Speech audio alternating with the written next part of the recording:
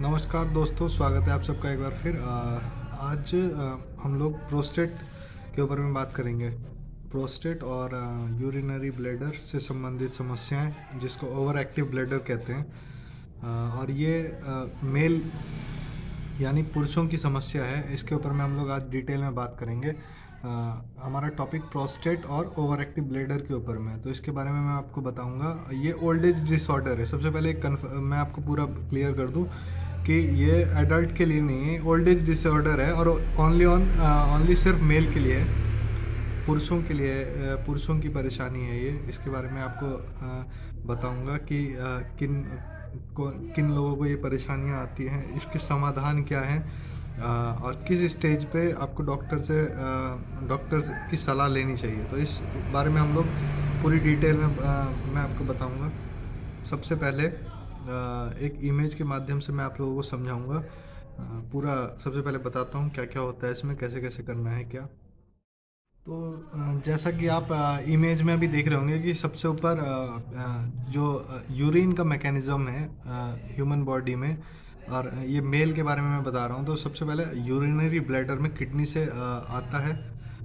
Kidney से urinary bladder से मैं आगे क्यों बता रहा हूँ आपको। यूरिनरी ब्लैडर में यूरिन रहता है, उसके बाद यूरिथ्रा से यूरिन होते हुए पेनिस से बाहर आ जाता है। तो यूरिनरी ब्लैडर से नीचे यूरिथ्रा एक पाइप होता है, जिसके थ्रू पेनिस से यूरिन आउट हो जाता है। तो यूरिथ्रा के दोनों बगल आपको प्रोस्टेट ग्लैंड होता है। दोनों होता एक ही है, लेकिन वो जब बड़ा हो जाता है तो वो दोनों बगल घेर लेता है।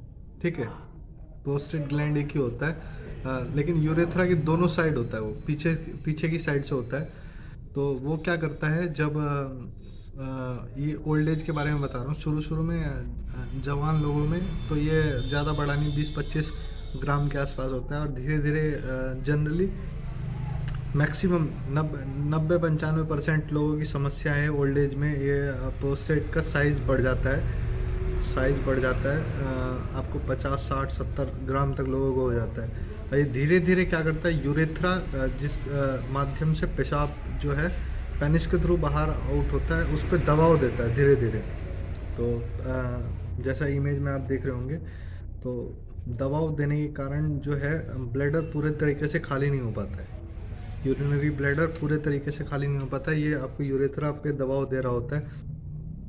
तो उससे क्या होता है, यूरिनरी ब्लैडर पूरी तरीके से खाली नहीं हो पाता है, और यूरिन की सेंसेशन हर आधे घंटे, 1 घंटे, 2 घंटे पे होने लग जाती है। इससे लाइफ स्टाइल बहुत ज़्यादा प्रभावित होती है। बार बार पीड़ित व्यक्ति को बार बार यूरिन की सेंसेशन होती है, उसको उठना पड़ता है। ऐसा लगता है उसको जो जैसे यूरिन खाली नहीं हो पाया है। ठीक है, ब्लैडर से, क्योंकि क्या होता है, वो पाइप में दबाव के कारण एक पूरी तरीके से जो खाली हो जाना चाहिए था दबाव, तो वो पेशाब की थैली में ही रह जाता है। तो ये उसके बारे में था, यूरिनरी ब्लैडर के प्रोस्टेट जो बढ़ जाता है उसके बारे में था। मेन यही प्रॉब्लम होती है। प्रोस्टेट का साइज बढ़ जाने के लिए यूरेथ्रा जो है दबाव, बहुत ज़्यादा दबाव में होती है, जिसके कारण क्लियर जो पेशाब होना चाहिए वो नहीं हो पाता है।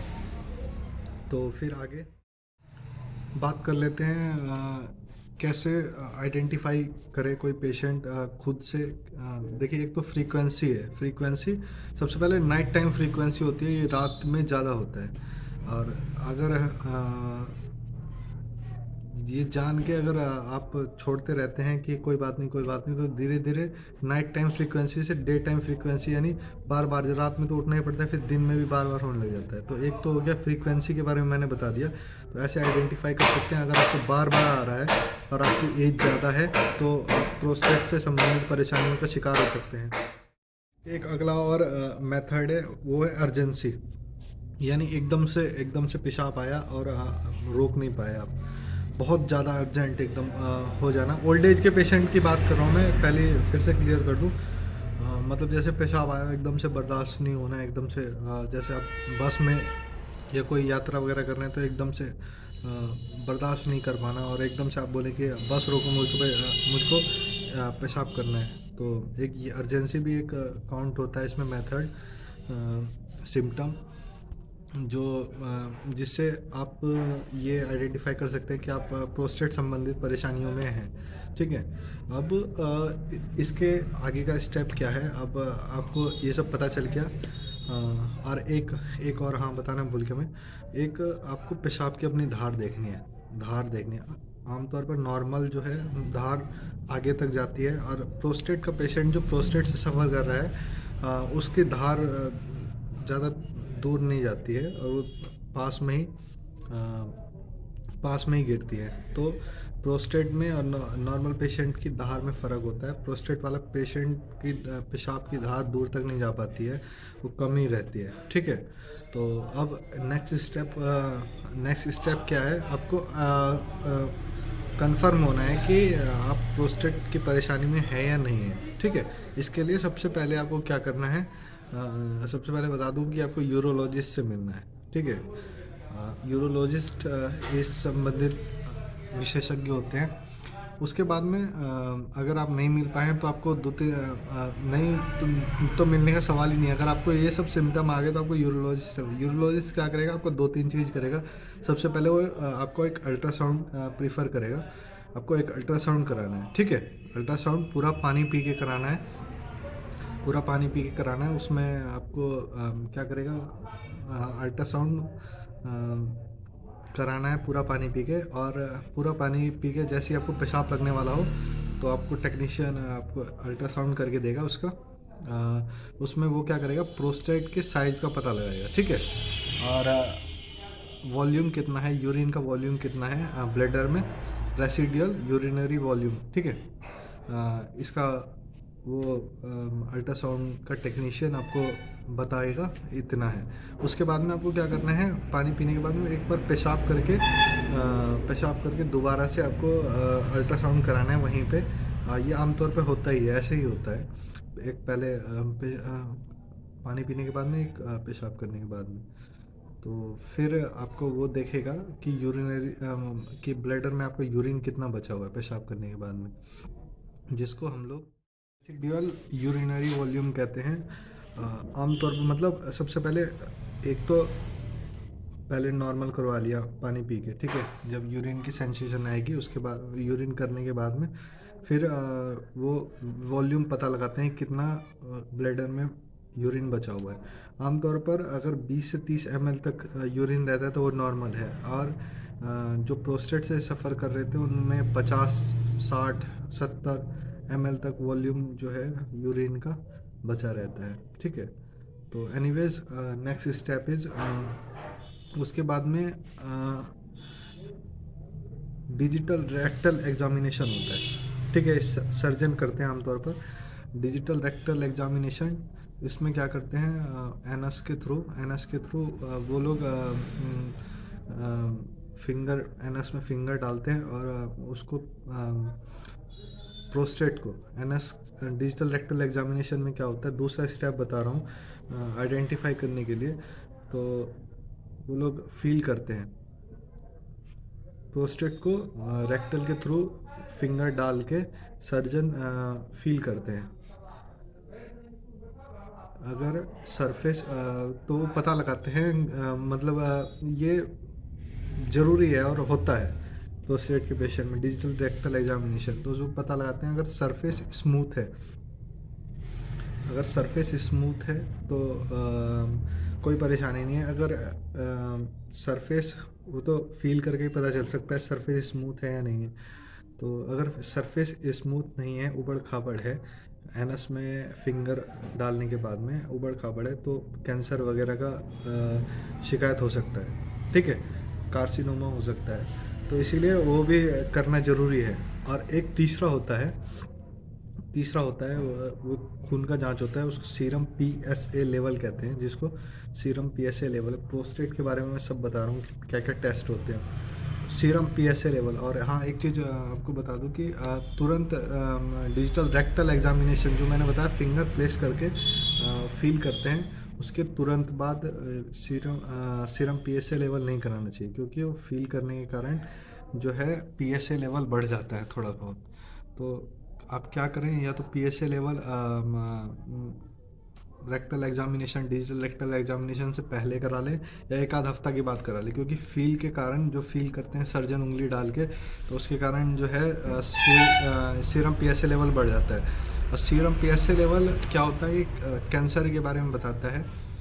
4 यूनिट तक होता है, अगर 4 से वैल्यू ज़्यादा है तो कार्सिनोमा दर्शाता है।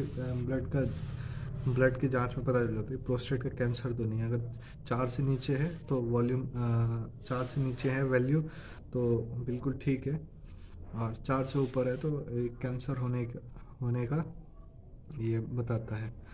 इसके बाद क्या होता है, ये तीनों चीज़ हो गया, एग्जामिनेशन अल्ट्रासाउंड हो गया, रेक्टल एग्जामिनेशन हो गया, पीएसए लेवल हो गया। इस पर ट्रीटमेंट पे आते हैं। ट्रीटमेंट क्या होना चाहिए, देखिए अगर तो ट्रीटमेंट भी 3 प्रकार का है इसका। 3 प्रकार का ट्रीटमेंट है। पहला ट्रीटमेंट, अगर अल्ट्रासाउंड में रेसिडुअल वॉल्यूम 20 ml से कम आता है तो आप वेट एंड वॉच की सिचुएशन पे रहेंगे, आपको ट्रीटमेंट की कोई ज़रूरत नहीं है, मतलब मेडिकेशन की ज़रूरत नहीं है। आप एक्सरसाइज वगैरह कर सकते हैं जिससे ब्लडर को मजबूती मिले, ठीक है, एक्सरसाइज वगैरह पे, और आप वेट एंड वॉच की सिचुएशन में रहेंगे। अगर 20 ml रेसिडुअल वॉल्यूम कम है और आपका 40 ग्राम के आसपास प्रोस्टेट है तो आप वेट एंड वॉच की सिचुएशन में रहेंगे, ठीक है। प्रोस्टेट संबंधित एक्सरसाइजें करना है, अनुलोम विलोम वगैरह कर सकते हैं, स्ट्रेचिंग एक्सरसाइज कर सकते हैं, ठीक है। अगर आपका प्रोस्टेट 50-55 ग्राम से फालतू है, दूसरा बता रहा हूँ, तो फिर आप मेडिकेशन की ओर जाएंगे, ठीक है। अगर आपको उस सबसे फ़ायदा नहीं मिल पा रहा है तो फिर आप मेडिकेशन की तरफ जाएंगे। मेडिकेशन में इसमें 2 प्रकार के दवाइयाँ चलती है। तो सबसे पहले आपको बता देता हूँ कि क्या होता है। प्रोस्टेट और यूरिनरी ब्लैडर और यूरेथ्रा, तीनों में अल्फ़ा रिसेप्टर्स होते हैं। तीनों में क्या, बहुत जगह बॉडी में अल्फ़ा रिसेप्टर होते हैं। अल्फ़ा रिसेप्टर का काम क्या होता है, वो प्रेशर बना के रखते हैं, दबाव बना के रखते हैं। तो अब खैर अभी बात कर लेते हैं इसकी। तो उसमें अल्फ़ा रिसेप्टर होते हैं यूरिनरी ब्लैडर, यूरेथ्रा और प्रोस्टेट में। तो वो क्या करते हैं, दबाव बनाते हैं। अब प्रोस्टेट पे भी अल्फ़ा रिसेप्टर लगा हुआ है, वो दबाव बना रहा है जिसके कारण पेशाब नहीं हो पा रहा है, ठीक है। तो एक तो वैसी प्रॉब्लम है, और ऊपर से अल्फ़ा रिसेप्टर के दबाव के कारण पूरा एकदम जो है नाली जाम हो जाती है। तो फर्स्ट मेडिकेशन क्या होता है, ये अल्फ़ा रिसेप्टर ब्लॉकर चलते हैं, ठीक है। अल्फ़ा रिसेप्टर ब्लॉकर मेडिकेशन चलती है जिससे उनका दबाव बिल्कुल हट जाता है, ठीक है। तो पेशाब बिल्कुल फ्रिक्वेंटली एकदम फ्री हो जाता है, ठीक है। दूसरा मेडिकेशन क्या होता है, हमको क्या, एक तो अल्फा रिसेप्टर ब्लॉकर डालती है जिससे उसका प्रेशर 0 हो गया वहाँ पे, तो पेशाब एकदम से फ्री आए। दूसरा काम हमको क्या करना है, प्रोस्टेट का साइज़ को कम करना है, ठीक है। तो प्रोस्टेट को साइज़ को कम करने के लिए, प्रोस्टेट के साइज़ को बढ़ने में एक एंजाइम मदद करता है जिसको FARI, fine alpha reductive inhibitor कहा जाता है। ये एंजाइम प्रोस्टेट को बढ़ने में मदद करता है। तो इस एंजाइम का ब्लॉकर मेडिसिन दिया जाता है। तो 2 टाइप की मेडिसिन बताई मैंने, एक अल्फ़ा ब्लॉकर दिया जाता है और एक ये एंजाइम को ब्लॉक करने के लिए मेडिसिन दिया जाता है। तीसरा ऑप्शन, अगर ये मेडिसिन जो है 5-6 महीने कंटिन्यू खानी पड़ती है, और फिर रिज़ल्ट आप देख सकते हैं अल्ट्रासाउंड वगैरह करके रेसिडुअल वॉल्यूम, प्रोस्टेट के साइज़ कम हो रहा है, ये सब देख सकते हैं। अगर मेडिकेशन से कम हो रहा है तो बहुत अच्छा बात है। फिर थर्ड स्टेप क्या करना है, थर्ड स्टेप जो है, अगर इस सब से कोई फ़ायदा नहीं मिल रहा है तो थर्ड स्टेप सर्जरी का होता है। इसमें सर्जरी भी 2 प्रकार की होती है। एक तो ओपन प्रोस्टेटोटॉमी होती है, उसमें यहाँ चीरा लगा के प्रोस्टेट को खोल के, पेट को खोल के प्रोस्टेट की सर्जरी, जो बहुत ज़्यादा कॉम्प्लिकेटेड होती है, ओपन प्रोस्टेक्टोमी।